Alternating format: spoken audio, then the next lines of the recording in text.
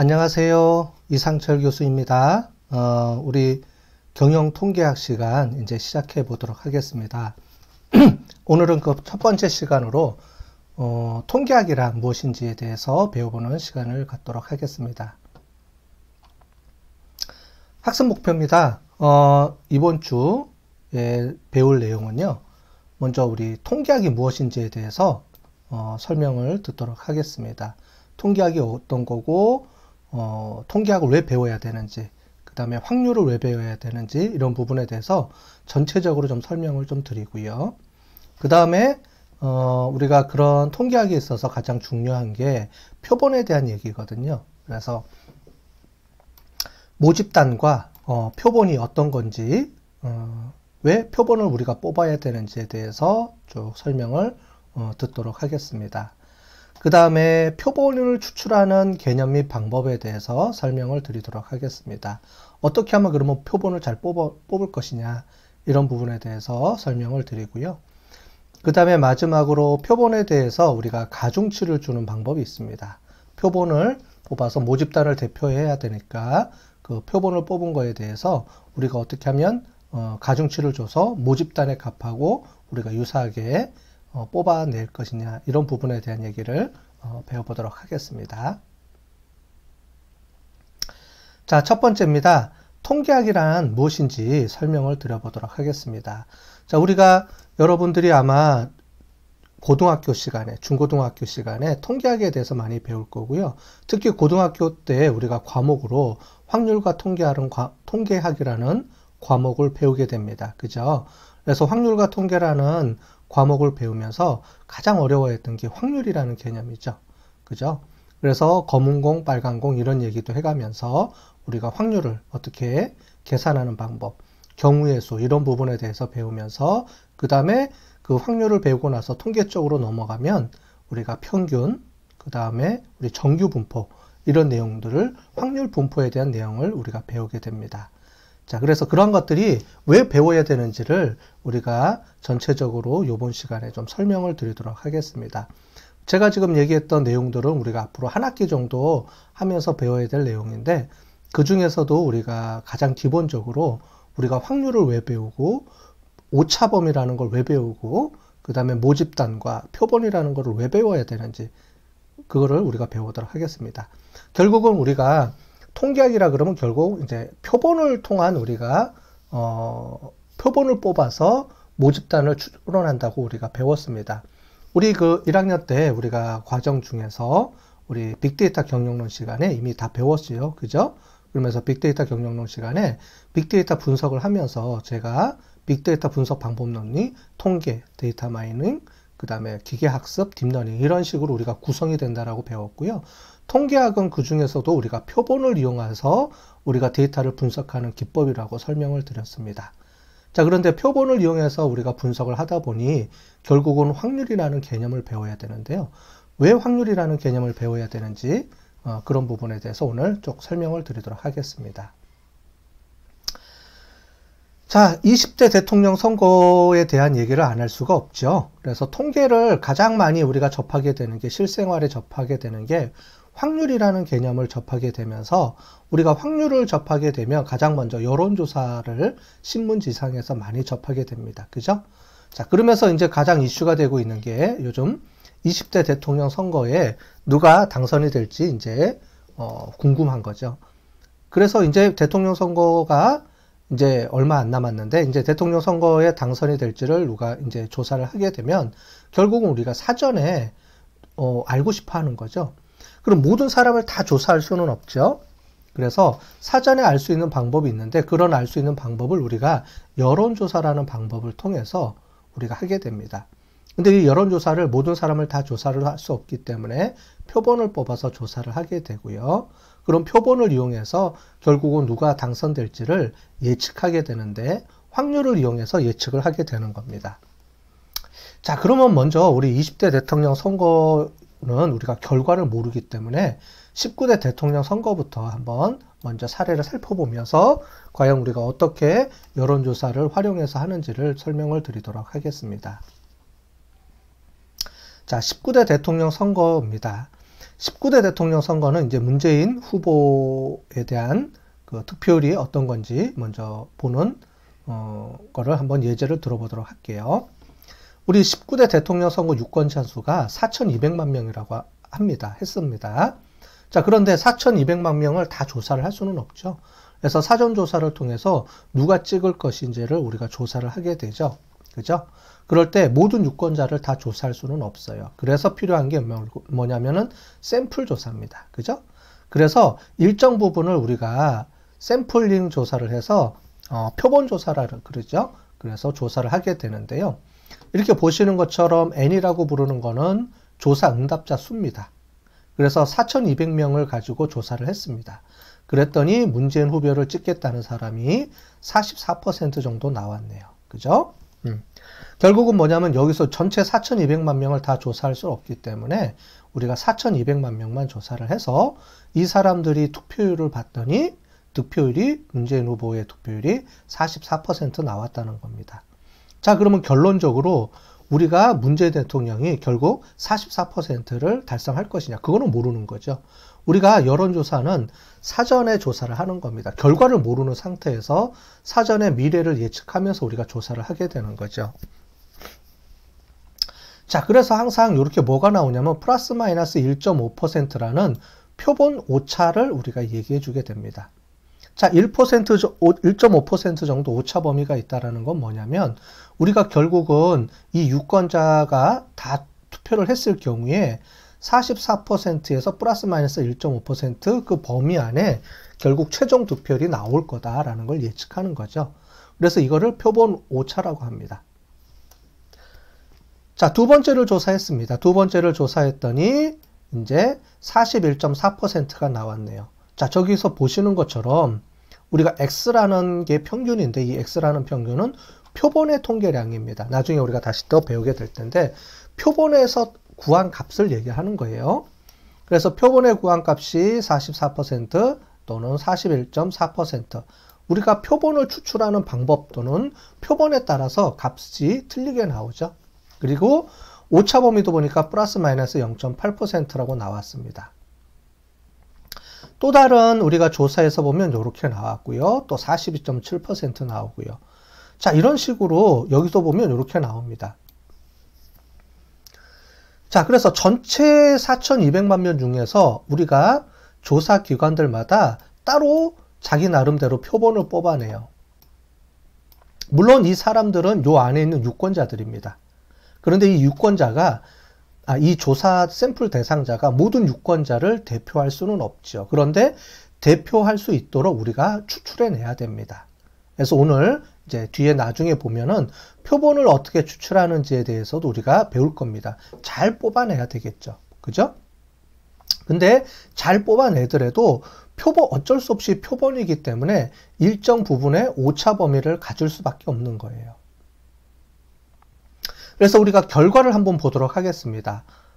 우리가 실제로는 모집단을 아는 경우가 거의 드물어요.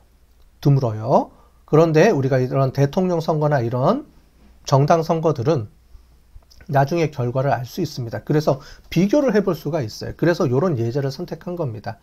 결국 사전조사 표본을 통계량을 가지고 조사한 내용하고 우리가 결국은 최종 결과하고 한번 맞춰볼 수 있다는 거죠. 근데 실제로는 그렇게 표본과 모집단을 맞춰볼 수 있는 기회는 거의 드뭅니다. 왜냐하면 모집단을 다 조사를 할 수 없기 때문에 우리가 표본 조사를 하는 건데 여기 같은 경우 여론조사 대통령 선거를 위한 여론조사 같은 경우는 이미 우리가 결과를 나중에 알 수 있음에도 불구하고 미리 사전조사의 의미를 갖고 있기 때문에 비교가 가능한 거예요.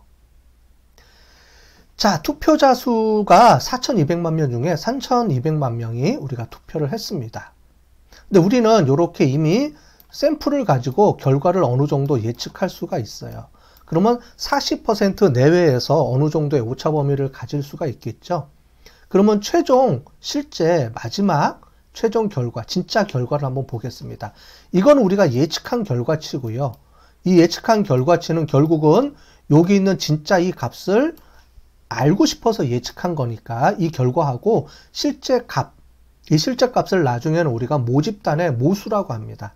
우리가 알고 싶어 하는 거는 요 물음표에 있는 요 값을 결국은 알고 싶어 했던 건데, 사전조사를 통해서 요 값을 예측하는 방법을 우리가 쓴 겁니다. 자, 우리가 결과적으로 봤더니 41.08%가 최종 결과가 나왔습니다. 자, 이 결과치는 결국은 이게 진짜 최종, 우리가 알고 싶어 하는 진짜 값입니다.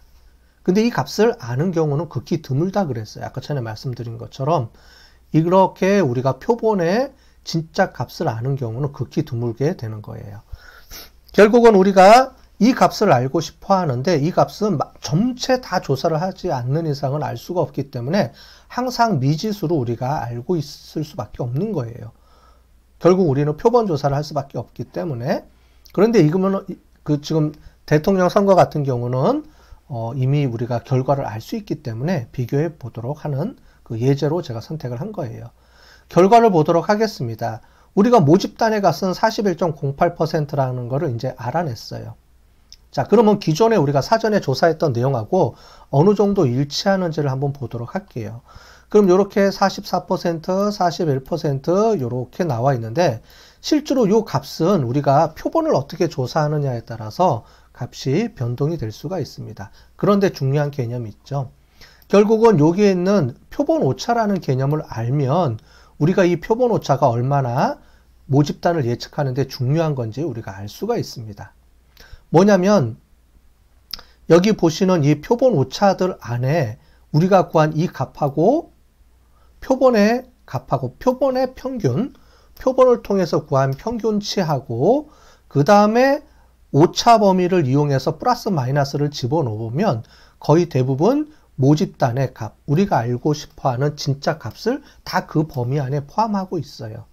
결국은 뭐냐면 우리가 표본을 구했을 때 이 표본의 평균이 중요한 게 아니고 그 표본의 평균으로부터 플러스 마이너스의 오차 범위를 구하면 그 오차 범위 안에 분명히 우리가 알고 싶어하는 진짜 값이 그 안에 들어있을 수 있다는 겁니다. 들어있다는 겁니다. 자, 그러면 우리가 중요한 것은 결국은 뭐냐면 이 표본 오차를 어떻게 우리가 설정하는지가 중요하겠죠. 그죠? 무슨 얘기냐면 플러스 마이너스 이 오차 범위가 여기 보면 다 틀립니다. 그죠? 다 틀려요. 어떤 경우에는 0.8이고 어떤 경우는 3.1이고 그죠? 요렇게 값들이 조금 천차만별이에요. 결국은 평균과 이 평균으로부터 오차 범위를 어떻게 하면 잘 구해낼 수 있느냐, 이게 중요한 내용이고요. 이게 바로 통계에서 확률을 이용하는 중요한 그 이유입니다. 결국은 우리는 이 표본으로 구한 통계량과 평균과 이 평균으로부터 이 오차 범위, 즉 모수가 들어갈 수 있는 이 범위, 나중에 우리가 배우겠지만 이 범위를 신뢰 구간이라고 합니다. 결국은 우리는 이 신뢰 구간을 알고 싶어 하는 거죠. 이 신뢰 구간은 모집단이 들어가 있는 그 범위를 얘기하는데요. 이 범위를 구할 때 우리가 확률을 이용을 하는데 확률을 이용할 때 범위를 무한정 넓힐 수는 없잖아요. 그죠? 그래서 우리가 통계학에서는 확률의 범위를 95%라고 가정을 하고 우리가 구하게 되는 겁니다. 그래서 신문지상에 보면 95%의 확률을 가지고 구할 수 있는 이 모집단의 값의 범위, 그거를 우리가 찾아내는 거예요. 그 범위가 이렇게 표시를 해주는 겁니다. 자, 이해가 되셨죠? 자, 그러면 이거를 가지고 요 예제를 가지고 한번 우리가 지금 얘기했던 거를 한번 보도록 하겠습니다. 자, 이거예요. 평균이 41.4% 정도 득표율이 나올 거다라고 예상을 한 겁니다. 아까 전에 봤던 요겁니다. 요 방송 3사 요 예제만 갖고 우리가 보도록 할게요. 41.4%라고 우리가 대략 평균 득표율을 예상을 했는데 이 값은 실제 값이 아닙니다. 그죠? 요 값을 중심으로 해서 어느 정도의 오차범위, 표본 오차범위라고 하는 이 오차범위가 안에 우리가 모집단의 값이, 우리가 알고 싶어하는 진짜 값이 들어가 있을 거니까 그 오차 범위를 구해줘야 되는 거죠. 근데 무작정 구해볼 수는 없죠. 그래서 어떻게 되냐면 플러스 마이너스 0.8이라는 오차 범위를 우리가 신문지상에서는 이렇게 내세우게 됩니다.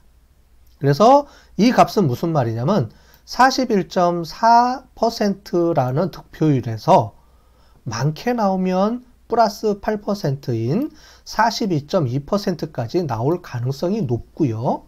그 다음에 적게 나왔을 때는 마이너스 0.8%인 40.6%까지 나올 확률이 있다는 겁니다.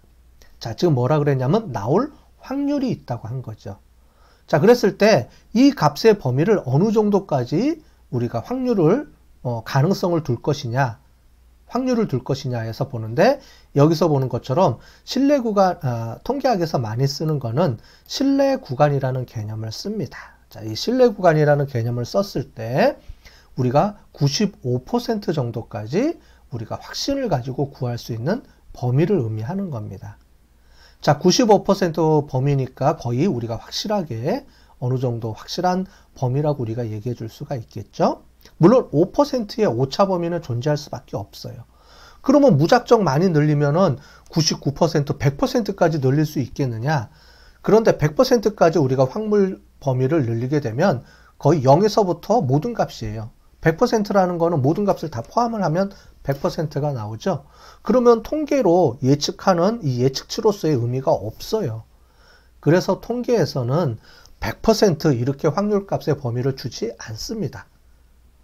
그래서 어느 정도 일정한 오차 범위를 우리가 인정하면서 그 범위 안에서 우리가 구하게 되는 거예요. 그 오차 범위를 우리가 95%를 일반적으로 우리가 선언을 하게 되는데, 이 95%라는 개념은 우리가 평균과 표준 편차, 나중에 우리가 배우겠지만 표준 편차라는 개념을 배울 겁니다.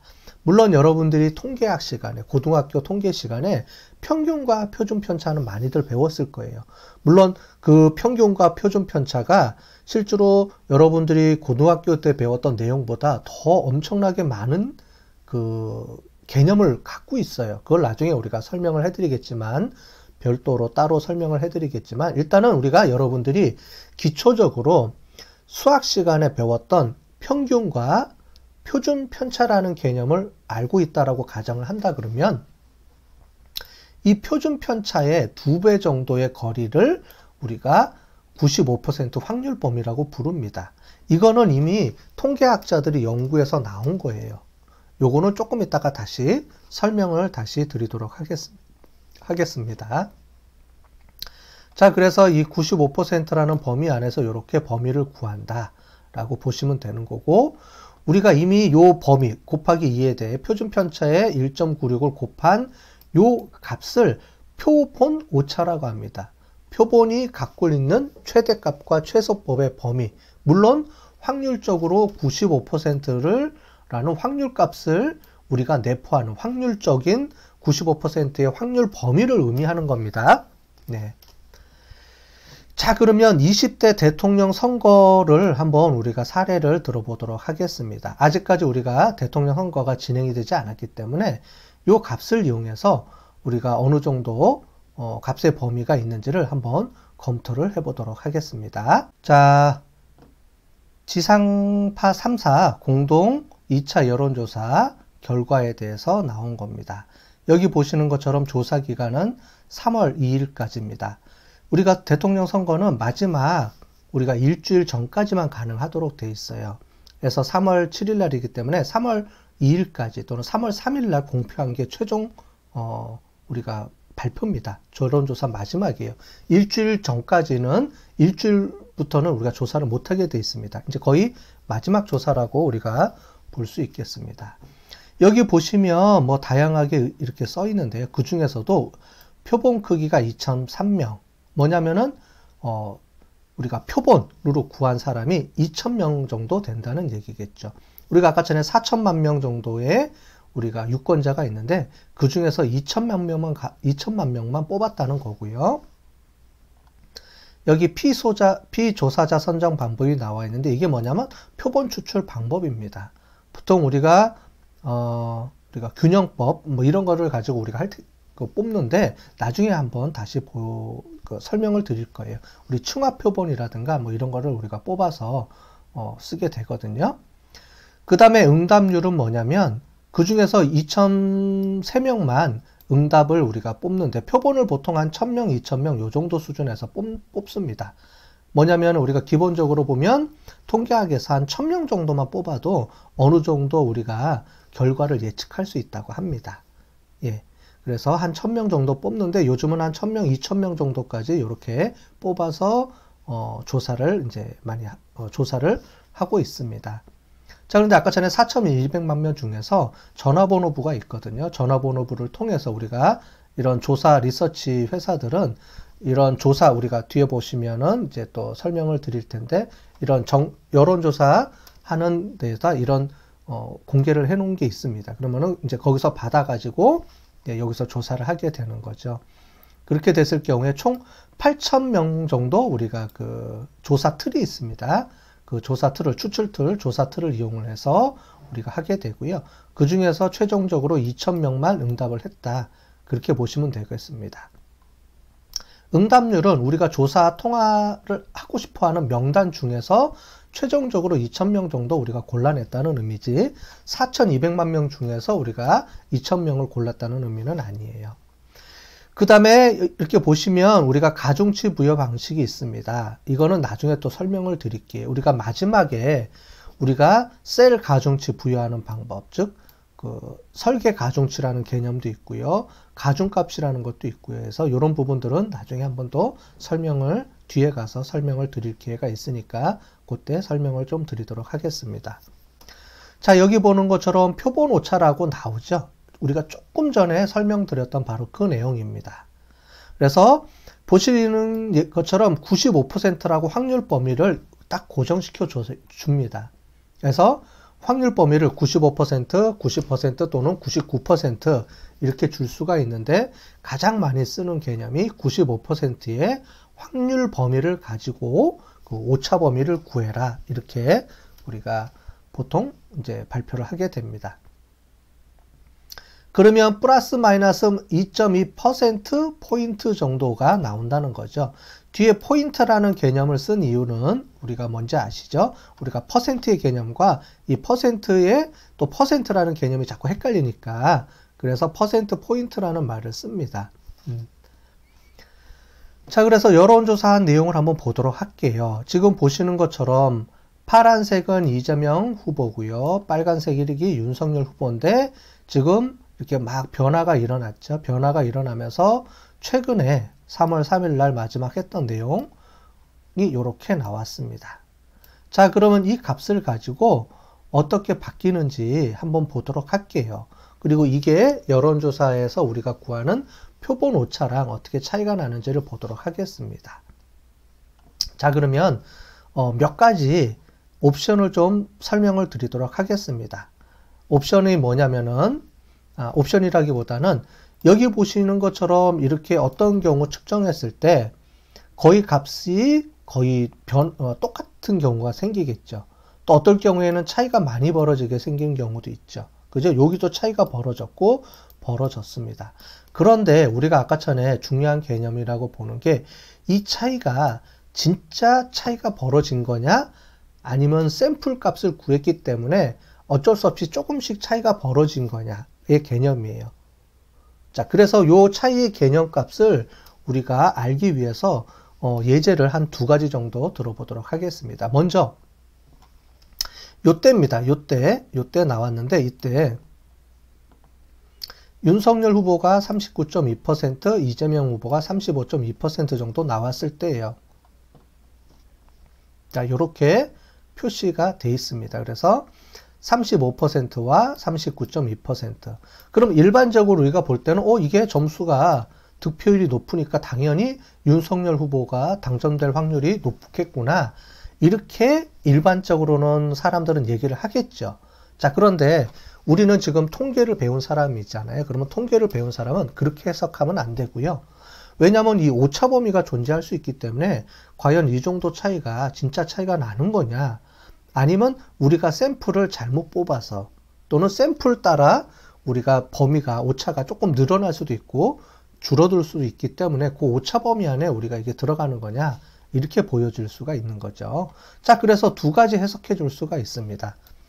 일반적으로 이 값이 높으니까 윤석열 후보가 당선이 또 높다 이렇게 얘기할 수도 있겠고요.